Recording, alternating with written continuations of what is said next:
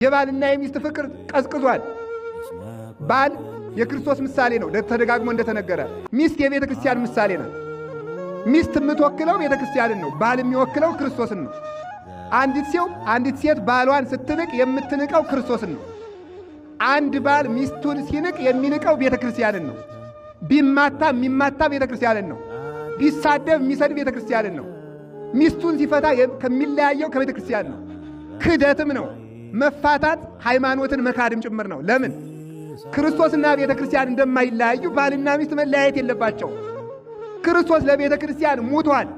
ባል ለሚስቱ ይሞታል። እንኳን ሰደበች ብሎ ሊፈታት ይሞትላታል። ቤተ ክርስቲያን ለክርስቶስ ትሞታለች። አዎ እነ ቅዱስ ጊዮርጊስ፣ እነ ቅዱስ መርቆሬዎስ፣ እነ ቅዱስ ፋሲለደስ፣ እነ ቅዱስ ጳውሎስ ለቤተ ክርስቲያን ለክርስቶስ የሞቱ ናቸው።